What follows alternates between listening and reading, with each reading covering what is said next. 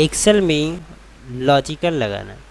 Logical लगाने के लिए एक्सेल में फार्मूला में जाते हैं। फार्मूला में जाने के बाद यहाँ पे लॉजिकल है। लॉजिकल में भी यहाँ पे फार्मूला, इतने सारे फार्मूला आपको दिखाई देंगे। तो ये जितने भी फार्मूलास है ये सब लॉजिकल हैं, जिसमें हम अपने हिसाब से लॉजिकल लगा के उसको क्रिएट कर सकते हैं। तो मैं भी यहाँ पे आपको कुछ बता रहा हूँ कि लॉजिकल कैसे क्रिएट करना है। तो भी हम यहाँ पे इफ़ का यूज़ करेंगे। तो मेरे पास कुछ डाटास पहले से बने हुए हैं, हम इस डाटा को ओपन कर लेते हैं। ये देखो ये डाटाज हैं। तो यहाँ पे नेम्स लिखा हुआ है, नेम्स वाले कॉलम्स में नेम है। यहाँ पे हिंदी, इंग्लिश, मैथ्स, फिजिक्स, यहाँ पे हमने 4 सब्जेक्ट टाइप कर लिए। इस चारों सब्जेक्ट के नीचे हमें यहाँ पे कुछ वैल्यूज़ हैं, हमने वैल्यूज़ क्रिएट कर दिए। अब क्रिएट करने के बाद सबसे पहले यहाँ पे इफ़ लगाने से पहले ये जो हमारा जो डाटाज है, मार्कशीट का जो डाटा है, सबसे पहले हम इसको टोटल करेंगे। टोटल करने के बाद परसेंट निकालेंगे। परसेंट निकालने के बाद हम इफ़ फार्मूला लगाएंगे। तो यहाँ पे सबसे पहले हम यहाँ क्या करते हैं, इक्वल यूज़ करते हैं। अब तो इक्वल जानते हो कि इसको सम कैसे करते हैं। तो यहाँ पे इक्वल टाइप करने के बाद सम टाइप करते हैं, सम एंड कोष्ठक ओपन। और Hindi, English and maths and physics, यानी कि हमने यहाँ पे चारों सब्जेक्टों को सिलेक्टेड करना है। इस तरह से आपको सिलेक्टेड करना है। सिलेक्टेड करने के बाद कोष्ठक क्लोज करना है। क्लोज करने के बाद एंटर जैसे करते हैं तो यहाँ पे ये टोटल हो गया। ये टोटल होने के बाद इसको ट्रैक डाउन करना है, क्योंकि आपको यहाँ पे सभी में फार्मूला नहीं लगाना है, क्योंकि अगर लगाओगे तो बहुत टाइम लग जाएगा। उसके लिए हम यहाँ पर ट्रैक डाउन कर देते हैं नीचे। तो यहाँ पे देखो सभी में फार्मूला लग गया है, सबका नंबर। अब ये तो टोटल हो गया। अब यहाँ पे इस कॉलम में हमको यहाँ पे दिखाना है परसेंट। परसेंट शो करना है। तो परसेंट शो करने के लिए यहाँ पे बस एक सिंपल सा यूज़ करना है, अदर कोई फार्मूला यूज़ नहीं करना है, इक्वल लगाना है। हाँ, ये थोड़ा सा ध्यान देना है कि किसी फार्मूला आप लगा रहे हो एक्सेल में तो यहाँ पे इक्वल लगाया जाता है। तो इक्वल लगाते हैं। इक्वल लगाने के बाद आप उस सेल को सिलेक्टेड करोगे जिस सेल में आपका टोटल है। तो ये टोटल है, हमने इसको सिलेक्टेड किए। अब यहाँ पे ऑब्लिक कर देते हैं। ऑब्लिक करने के बाद में हम यहाँ पे टाइप कर देते हैं हमारे पास कितने सब्जेक्ट, जैसे कि 1 2 3 एंड 4 सब्जेक्ट है तो यहाँ पे हम 4। अगर आपके पास 5 सब्जेक्ट है तो 5 यूज़ करोगे। हमारे पास 4 सब्जेक्ट है, हमने इंटर कर दिए। ये परसेंट आ गया। अब परसेंट आने के बाद इसको ट्रैक डाउन फिर कर देते हैं, सब में ये यूज़ हो जाए। ये देखो सब में यहाँ पे यूज़ हो गया, सबका परसेंट यहाँ पे अलग अलग आ गया। अब परसेंट आने के बाद अब यहाँ पे हम पास और फेल कंडीशन अप्लाई करते हैं, यानी कि लॉजिकल लगाते हैं। तो यहाँ पे लॉजिकल अब लगा रहे हैं। तो मैंने पहला कि आपको सबसे पहले लॉजिकल यूज़ कर रहा है इफ़। तो इफ़ यहाँ पे 2 प्रकार से हम यूज़ कर सकते हैं। एक पहला ऑप्शन होता है यहाँ पे टाइप करके भी यूज़ कर सकते हैं, इक्वल लगा के, और एफ़ इस तरह से भी यूज़ कर सकते हैं। अब मैं आपको दोनों यूज़ करके दिखाऊँगा कैसे होता है। तो सबसे पहले हम यहाँ पर चलते हैं इस लॉजिकल इफ़ में। लॉजिकल में जाने के बाद इफ़ को सिलेक्टेड करते हैं। तो ये देखो डायलॉग बॉक्स ओपन हो गया। अब ये डायलॉग बॉक्स ओपन होने के बाद सबसे पहले पूछ रहा है कि लॉजिकल टेस्ट है। लॉजिकल टेस्ट है यानी कि हम जिसको परसेंट को शो करना चाह रहे हैं। तो यहाँ पे जो हमारा परसेंट है, परसेंट के नीचे में जो वैल्यूज़ है उस सेल को सिलेक्टेड कर लेते हैं। ये हमारा सेल सिलेक्टेड हो गया। सिलेक्टेड होने के बाद में यहाँ पे आपको टाइप करना है greater than. Greater thans type करने के बाद यहाँ पे इक्वल लगाना है। इक्वल लगाने के बाद आपको यहाँ पे एक नंबर क्रिएट करना है। आप यहाँ पे 33 लिख सकते हैं या 40 लिख सकते हैं, 50 लिख सकते हैं, जैसे भी आप लिख सकते हैं। मगर हम जनरली जो हमारे जो परसेंट जो वैल्यूज़ होती है, हम पास कब होते हैं कि 33% आया तो पास हो जाते हैं, 32% आया तो हम फेल हो जाते हैं। तो हम जनरली जानते हैं 33% इंक्लूड करें। तो यहाँ पर हमने 33% डाल दिया है। अब इसके नीचे में यहाँ पे वैल्यू ऑफ ट्रू, यानी कि ट्रू मतलब सही। तो आप यहाँ पे क्या लिखना चाहते हो, यहाँ पे आप कौन सी कंडीशन देना चाहते हैं। तो यहाँ पे लॉजिकल आप यूज़ करें, आप पास फेल यूज़ करें तो पास फेल, या अदरवाइज जो यूज़ करना चाहते हो आप कर सकते हैं।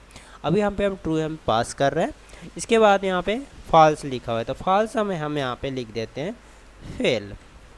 इस तरह से हमने फेल लिख दिए। लिखने के बाद यहाँ कि ओके बस करना है। ये देखो यहाँ पे दिखाई दे रहा है। अभी देखो 33 हमने यहाँ पे परसेंट डाले थे इस अपने फार्मूला में। तो 33 से ऊपर वाली जो भी वैल्यूज़ आएगी वहाँ पे क्या दिखाएगा, आपको पास दिखाएगा। तो यहाँ पे 33 से तो ऊपर है, क्योंकि यहाँ पे 62.5 है, तो ये तो ऊपर है उससे। तो यहाँ पे क्या दिखा रहा है, पास। अब इसको मैं ट्रैक डाउन सब में लगा देता हूँ। देखो ये भी पास है क्योंकि 33 से ऊपर है। 57 है, ये 33 हैं, ये भी पास हैं। अब ये 25 हैं तो यहाँ पे 25% आया, बेचारा ही फेल हो गया। ठीक है, तो ये इस तरह से यहाँ पे फेल और पास कंडीशन दिखा। अगर यहाँ पे हम किसी भी वैल्यू को पास और फेल करवाते हैं, यहाँ पे मैं किसी और को करवा देता हूँ फेल।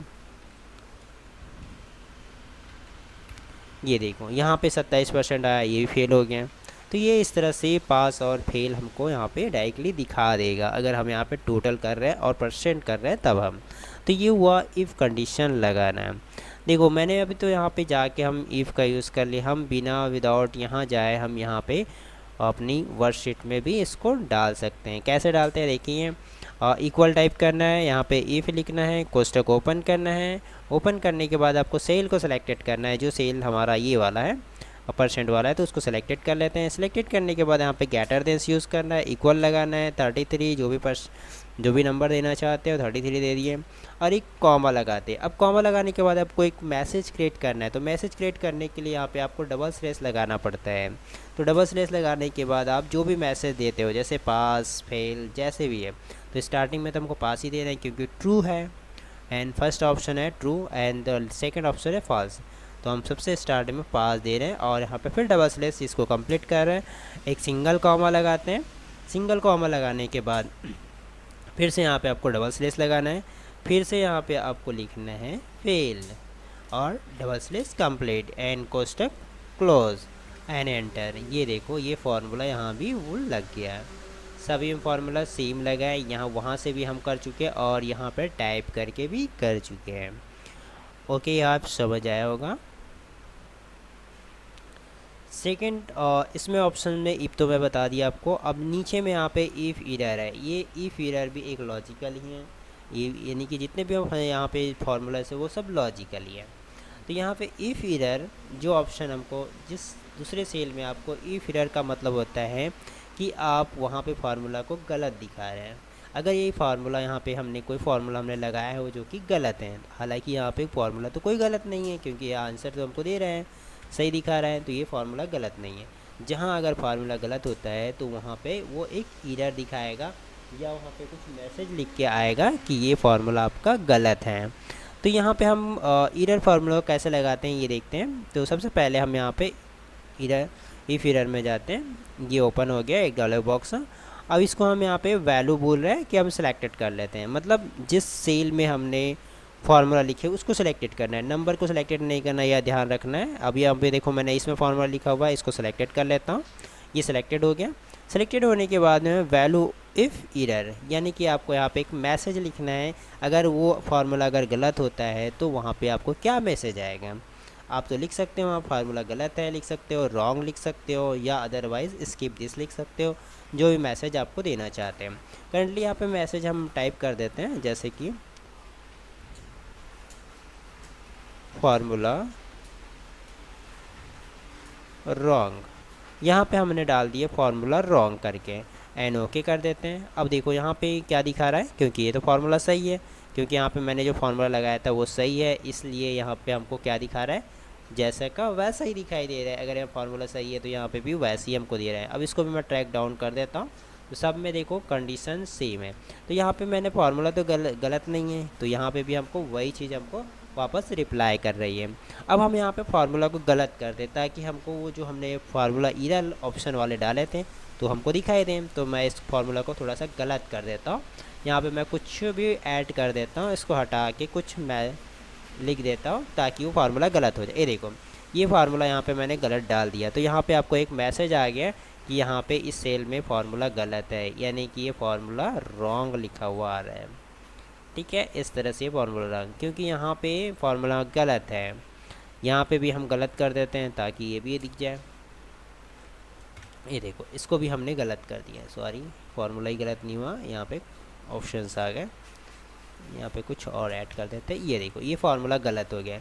जब भी फार्मूला जब गलत होता है तो has name and question mark दिखाता है, और इस सेल में आपको दिखा रहा है, यहाँ पे एक मैसेज आ रहा है फार्मूला रॉन्ग करके। ठीक है, इस तरह से हम एरर फार्मूला का यूज़ कर सकते हैं। किसी भी फार्मूला को हमको दिखाना रहता है कि वहाँ पे फार्मूला सही है या गलत है। तो ये तो हुआ इफ़ एंड दिस एरर। अब इसके बाद में मैं आपको बताना जा रहा हूँ कि एंड कैसे लगाते हैं, एंड ऑप्शंस कैसे यूज़ करोगे। तो एंड हम यहाँ पे एक सिंपल सा कुछ डाटाज बना लेते हैं। जैसे यहाँ पे मैं मेल लिख देता हूँ, आप यहाँ पे मेल भी लिख सकते हो, फीमेल भी लिख सकते हो, ज़रूरी नहीं यहाँ पे मेल फीमेल यूज़ करना है। तो मैंने यहाँ पे मेल यूज़ कर लेता हूँ, इसको मैं ट्रैक डाउन कर देता हूँ नीचे तक। ये देखो, अब यहाँ पे एज यूज़ कर लेता हूँ, जो भी आप एज लिखना टाइप करना चाह रहे हैं। जैसे 12 साल एक मिडफील्ड का है, एक 15 साल है, 55 साल, जो भी आप यूज़ कर रहे हैं मैं इस तरह से डाल रहा हूँ। 18 साल डाल देते हैं। ये देखो, इस तरह से हमने एज डाल दी। अब इस कॉलम में हमको इस फार्मूला को लगाना है। अब सबसे पहले ये फार्मूला लगाने से पहले हम यहाँ पे मैं थोड़ी सी एक चीज़ें बता देता हूँ कि ये यूज़ कैसे हो रहे हैं। यहाँ पे मैंने एक मेल ऑप्शन डाल दिया, यहाँ पे आप फीमेल भी डाल सकते हो, यहाँ पे हमने एज डाल दी है। देखो यहाँ पे की जो कंडीशंस होती है कि आप जैसे 18 साल होता है तो वो शादी कर सकते हैं। हालांकि यहाँ पे 18 साल में पहले शादी हो जाती थी लड़की की, अब तो यहाँ पे 21 साल हो गई। अब लड़की की शादी 21 साल होगी तभी वो सही है, शादी हो सकती है, नहीं तो नहीं। जैसे हम वोट डालने जाते हैं तो वहाँ पे क्या होता है, 18 साल अगर हो गई आपकी एज तब आप वोट डाल सकते हो, नहीं तो आप वोट नहीं डाल सकते। तो यहाँ पे अब क्या हो रहा है कि हम 18 साल यहाँ पे जैसे 18 साल यहाँ पे इसका एज हो जाएगा मेल का, तो यहाँ पे वोट डाल सकती है, या आप बोल सकते हैं वोट डालने वाला ऑप्शन क्रिएट कर सकते हैं, या अदरवाइज दूसरे ऑप्शन को भी आप क्रिएट कर सकते हैं। तो मैं यहाँ पे फ़िलहाल तो अभी यहाँ पे ऑप्शन को क्रिएट कर देता हूँ, और जैसे कि एंड में जाते हैं। एंड में जाने के बाद यहाँ पे लॉजिकल वन ऑप्शन बोल रहा है, तो हम इसको सेलेक्टेड कर लेते हैं। सेलेक्टेड होने के बाद में यहाँ पे आपको इक्वल टाइप करना है, फिर यहाँ पर डबल स्लैश लगाना है। इसके बाद आपको यहाँ पर टाइप करना है मेल। देखो यहाँ पे जो भी लिखा हुआ है, मेल लिखा हुआ है तो मेल टाइप करना है, फीमेल लिखा है तो आपको फीमेल टाइप करना है, याद रखना है। मैंने यहाँ पे मेल लिख दिया। अब यहाँ पे दूसरे लॉजिकल में चलते हैं। ये पहला हो गया। अब ये सेकंड लॉजिकल हम सेलेक्टेड कर लेते हैं, एज वाला, तो एज वाला सेलेक्टेड हो गया। अब यहाँ पे ग्रेटर देन इक्वल लगा लेते हैं और यहाँ पे 18 डाल देते हैं, यानी कि 18 साल हम डाल देते हैं। 18 साल अगर हो गया तो ये बंदा और दे सकता है। तो इसके लिए एक मैसेज आएगा ट्रू।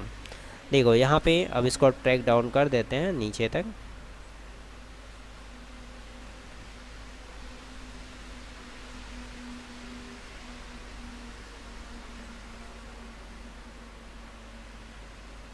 ये हमने ट्रैक डाउन कर दिया। ये करने के बाद देखते हैं, देखो यहाँ पे 12 साल दिख रहा है तो ये फॉल्स है, यानी कि ये वोट नहीं डाल सकता।